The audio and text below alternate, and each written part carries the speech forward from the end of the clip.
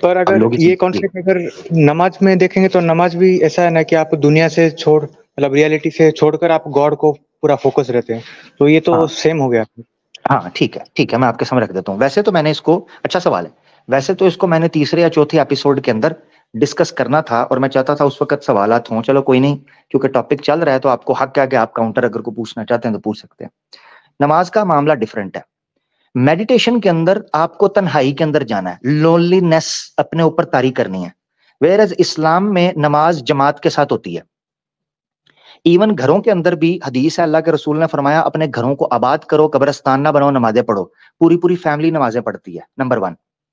Number 2، مسلمان مرد کی نماز جماعت کے ساتھ افضل مانی گئی ہے، اور وہ مسجد میں آ کے پڑھتا ہے۔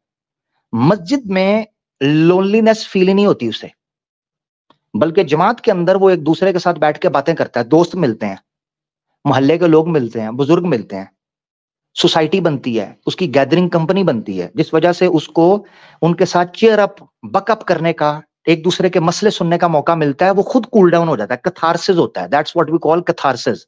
جب وہ مسجد میں جاتا ہے، اپنے دوستوں سے بات کرتا ہے، لوگوں سے بات کرتا ہے، پرابلمز کو فیس کرتا ہے، چیلنجز کو اون کرتا ہے، تو پھر اس کے اندر کیا چیز ہوتی ہے، وہ کول ڈاؤن ہونا شروع ہوتا ہے۔ اس لیے میں نے آپ کے سامنے رکھا، ایک بندے کا غصہ دباتے رہیں اور ایک بندے کا کتھارسس ہونے دیں۔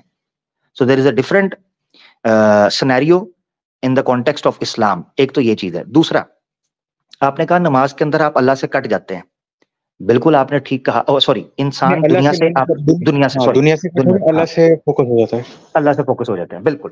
تو یہ یاد رکھنا چاہیے، نماز کا جو طریقہ کار ہے وہ خود آپ کو سٹل نہیں رہنے دیتا، یعنی آپ نے جو اس میں ذکر اذکار کرنا ہے وہ میننگ فل ہے۔ مثال کے طور پر یوگا کے اندر جو منتر پڑھا جاتا ہے، میڈیٹیشن کرنے والے کو اس کا میننگ پتا ہو یا نہ ہو، یا ایون مائنڈ فلنس کی ٹیکنیک کے مطابق منتر نہ بھی پڑھیں، خاموش بیٹھے رہیں، وہ خاموشی انسان کے ذہن کے اوپر ہیبت طاری کرتی ہے، اور اس کو وہ مسئلے پیدا کرتی ہے جو ہم نے آپ کے ساتھ ڈسکس کیے، وہ سائلنٹ موڈ کے اندر چلا جاتا ہے، اس کا دل نہیں کرتا لوگوں کو فیس کرنا۔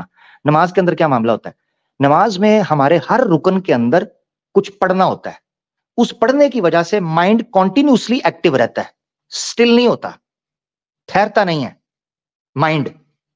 فوکس آپ کا یہی ہوتا ہے کہ میں اللہ کے سامنے پیش ہوں، مگر وہ پڑھنے کی وجہ سے یہ یاد رکھنا ہے کہ آپ جب دماغ سے کوئی چیز ریڈ کر رہے ہوتے ہیں تو الفاظ بیان کرتے ہوئے، اور اگر آپ کو ٹرانسلیشن آتی ہے جو کہ مسلمان کو آنی چاہیے لازمی طور پر، نہیں تو اس کے خیالات ادھر ادھر بھٹکتے ہیں، اسی لیے کہا گیا ہے کہ جب آپ نماز پڑھتے ہیں تو اس کا میننگ مسلمان کو آنا چاہیے۔ تو ہوتا کیا ہے، جب وہ کہتا ہے اللہ اکبر، ہاتھ جوڑتا ہے، پھر وہ دعا پڑھتا ہے، اس کے بعد سورہ فاتحہ پڑھتا ہے، پھر سورت پڑھتا ہے، یہ ہو گیا پہلا رکن۔ اور پہلے رکن کے اندر وہ سٹل تو رہا ہی نہیں، مسلسل وہ سورت پڑھ رہا ہے۔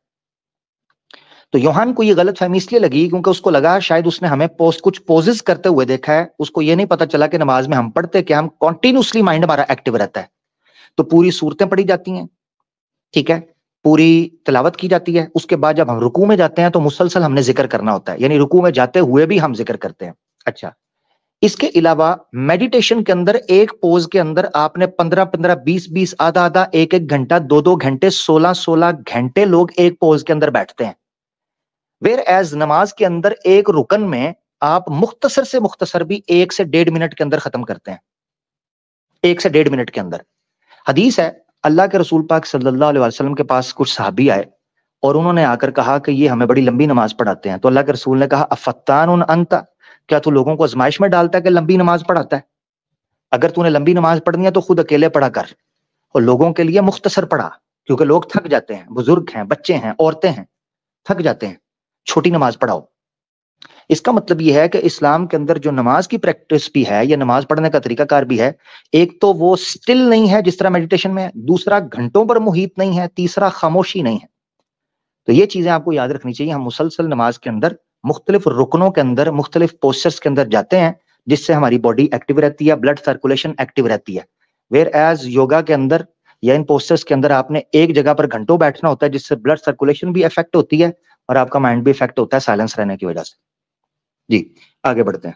ہاں ٹھیک ہے جی، مطلب یہ سب پوائنٹس پر غور کروں گا، اور یہ جو آپ نے جو آرگومنٹس اٹھائے یوگا کے، میڈیٹیشن کے، تو اس کے لیے مطلب میں آپ ہمارے ایک اچھے مونک ہے تھائی لینڈ سے، تو ان کو اگلے اسٹریم میں بلاؤں گا، آپ ان کے ساتھ بات کریے کیونکہ وہ اچھے سے समझा सकते हैं मेडिटेशन क्या है क्या नहीं। जबरदस्त जबरदस्त। उनको मेरी तरफ से स्वातिका उनको बोल दीजिएगा और उनको कहिएगा ऑलवेज स्वातिका, वेलकम। ठीक है सर। अच्छा, और ये लास्ट पॉइंट, ये जो आपने बिजनेस के बारे में बताते, कुछ लोग इसको एज ए बिजनेस यूज करते हैं, तो उस पर एक बोलना चाहते हैं कि हाँ ये मतलब हिंदू मतलब ज्यादातर करते हैं, पर अगर बुद्धिस्ट ऑर्गेनाइजेशन का देखें, जैसे एक महाबोधि सोसाइटी है, तो वो लोग क्या करते हैं कि डोनेशन के बेसिस जो उनको पैसा मिल रहा है, तो वो लोग एकोमोडेशन, खाना, प्रोग्राम वगैरह सब फ्री में ही कराते हैं। तो हमारे साइड से तो मतलब ये ऐसा नहीं कि पैसे के लिए हम मेडिटेशन लोगों से करवाते हैं, ऐसा हमारा नहीं। बाकी और कुछ लोग कर रहे हैं, बस ये लास्ट हाँ पॉइंट हाँ था। ठीक, हाँ ठीक है, वो आपकी बात सही है। कुछ हिंदू कर रहे हैं, कुछ आपके कर रहे हैं, कुछ उनके कर रहे हैं। अब आप कैटेगोरिकल ये तो नहीं कह सकते कि आपके लोग नहीं कर रहे हैं, आपके लोग भी लगे ही हुए हैं, ठीक है। हाँ कुछ और कर रहे हैं, हाँ देखो, कुछ और नहीं। कोई भी देखो, इसमें दिक्कत नहीं है।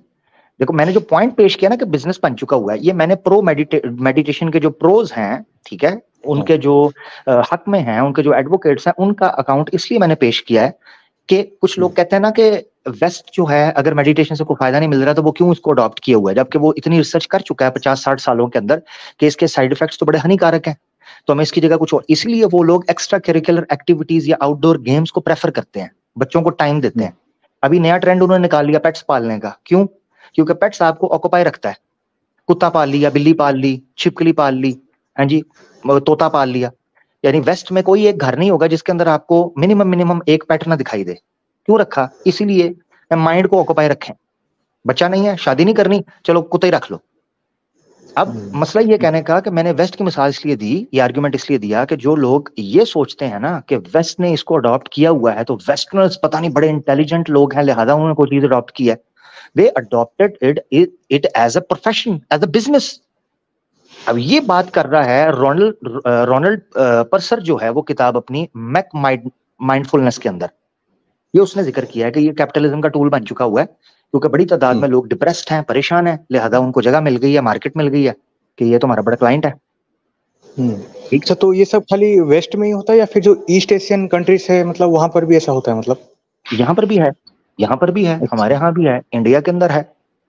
ये जो हकीकत ये है कि जो साइकोलॉजी की एक बड़ी खेप तैयार हो गई है, इसमें कोई शक नहीं है कि साइकोलॉजी या साइकियाट्री एक इंपॉर्टेंट सब्जेक्ट है, इसके ऊपर इफेक्ट्स पर बात करता है, इसमें कोई शक नहीं है। मगर दिक्कत यहाँ ये है, अनफॉर्चुनेटली अफसोस के साथ कहना पड़ता है, डिप्रेशन, एंजाइटी, स्ट्रेस इतना ज्यादा है नहीं जितना ज्यादा इसको फीड किया जाता है एड्स के थ्रू, ड्रामास के थ्रू, म्यूजिक के थ्रू, शोबिस के थ्रू, मुख्तलिफ चीजों के थ्रू फीड किया जाता है कि आप ज़हनी बीमार हैं, आप दुखी हैं, आप गम में हैं, आप अपसेट हैं, ये आपको यकीन दिलाया जाता है।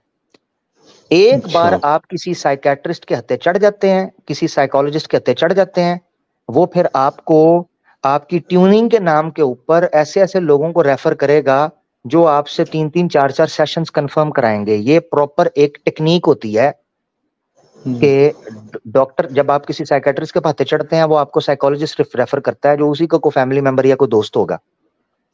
अब वो करते क्या है, साइकोलॉजिस्ट क्या करता है, बैठ के घंटों, एक घंटा आपसे लेगा, चंद हजार रुपए ले लेगा और वो बैठ के क्या करेगा, आपसे आपकी बातें सुनेगा। यही बातें अगर आप अपने दोस्त के साथ करो, यही बात अपने आप बीवी बच्चों के साथ करो, अपने माँ बाप के साथ करो, अपने बहन भाइयों के साथ करो, क्या वैक्यूम आया जिसका फायदा साइकोलॉजिस्ट ने उठाया है। मैं साइकोलॉजिस्ट को बुरा नहीं कह रहा, मैं ये कह रहा हूं कि उन्होंने इस वैक्यूम को फिल करने की फिर कोशिश की है। याद रखें, सोसाइटी में जहां वैक्यूम आएगा वो फिल जरूर होगा। जहां फैमिली सिस्टम के अंदर वैक्यूम आया कि माँ बाप बच्चों से बात नहीं करते, बच्चे बहन भाइयों से बात नहीं करते, बहन भाई माँ बाप से बात नहीं करते, फैमिली में वैक्यूम आया, उस वैक्यूम को पूरा करने के लिए ये बीमारियां हमारे अंदर थोप दी गई और हम लोगों को फिर मजबूरन साइकोलॉजिस्ट, साइकियाट्रिस्ट के पास जाकर ये दुखड़े और रोने पड़े। मेरे अब्बू ने मेरे से ये कर दिया था, मेरी अम्मी मुझसे ये नहीं करती, मेरी बड़ी बहन मेरे से जेलस होती है, मेरे बड़े भाई मुझे मारते हैं, मेरी बीवी मेरी बात नहीं सुनती, मेरे बच्चे मुझसे लड़ते हैं। फिर ये बातें जाके सारा ढंडोरा उधर पीटना पड़ता है। यही बातें अगर घर के, जो पुराने जमाने के लोग नहीं थे, उनके दिमाग नहीं थे भाई। उस जमाने के लोग किताबें लिखी पड़ी हुई हैं, मौजूद हैं, हैं? उन लोगों के मसले मसाइल नहीं थे فیملیز انٹیکٹ تھیں, فیملیز ان ایشوؤں کے اندر مدد کیا کرتی تھی. باپ آتا تھا, باپ سر پر ہاتھ پھیر کر بچوں سے پوچھ لیتا تھا کہ یار مجھے بتاؤ کوئی ٹینشن ہے, میں حل کر دیتا ہوں, میں بیٹھتا ہوں تمہارے ساتھ ہوں.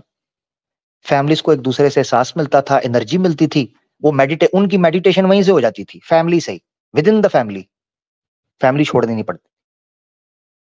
ہاں یہ چکر ہے میرا بھائی. اچھا جی, شکریہ جی. Thank you, thank you. Next بات ہوگی, آپ ان کو لے کے ضرور آئیے گا. Okay, thank you, thank you.